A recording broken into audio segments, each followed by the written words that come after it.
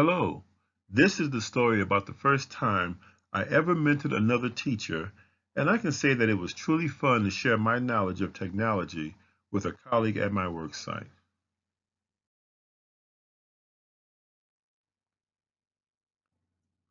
I work at the Hudson K through 8 school in Long Beach, California, and as a new teacher, it wasn't easy for me to find a mentee to work with.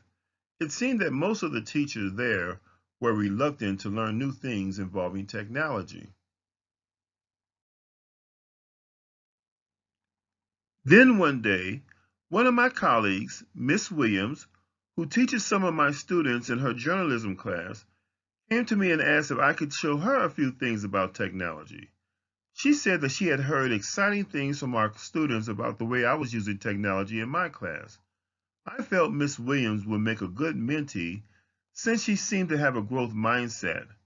Also, because of the respect she had with the five other teachers in our middle school, I felt she could be a good avenue through whom I could teach technology to the other teachers.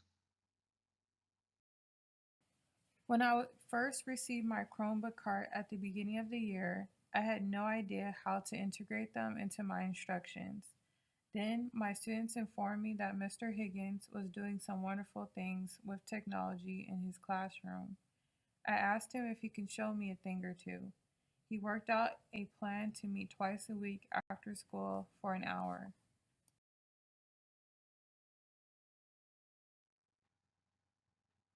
The next day, I paid a visit to Mrs. Williams' room and asked if she had any particular interest regarding technology.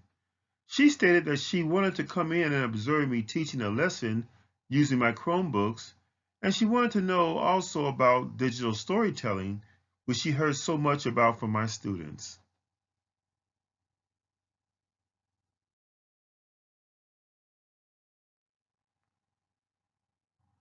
I was happy to have Miss Williams come into my class and watch me as I taught my students using technology. But I also told her that learning about the TPAC framework and the SAMR model had been quite valuable to my lesson planning, and I recommend that she let me share that with her as well.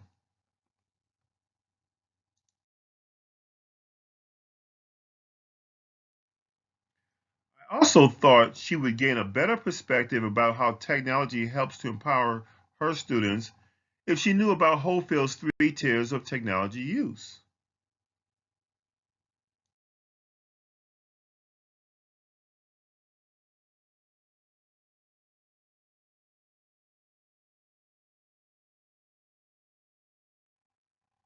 Miss Williams was interested in these topics as well, so we worked out an action plan for the next 2 weeks that included my modeling Chromebook use in my lessons and showing her tutorials and slide shares on digital storytelling.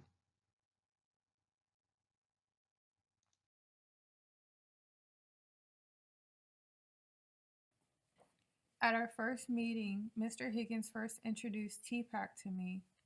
I wasn't aware that technology integration had progressed this far. After he explained it to me, it made a lot of sense.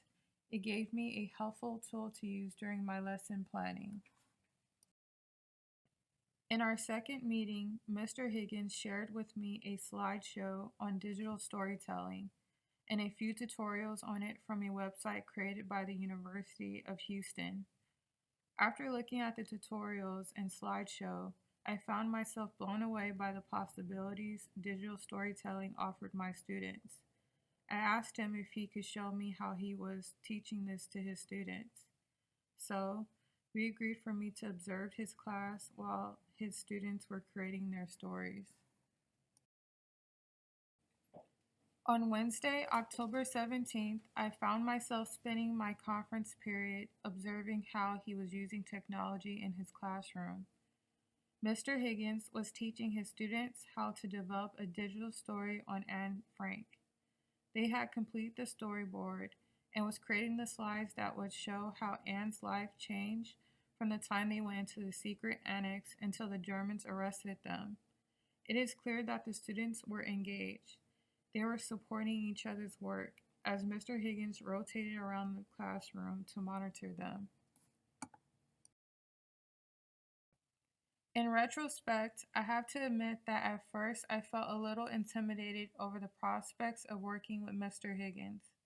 I thought it would be embarrassing to reveal to another teacher how little I knew about technology. However, that did not seem to faze him. He was always understanding and easy to talk to.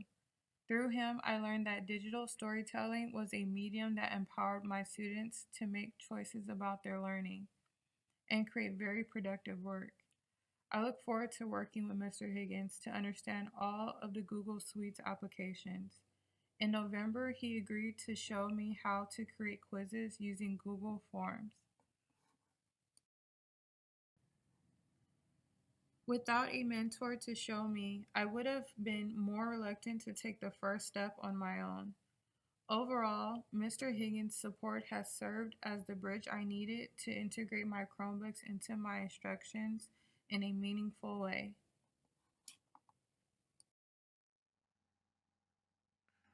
As a final reflection, I would say that my working relationship with Mrs. Williams has grown closer now that we have worked together. We talk more about our students and their needs and about how to make technology more prevalent at our site. Serving as a mentor has also helped me to grow as a professional, and I have learned a lot. I have learned that mentoring requires patience that respects the mentee's learning pace.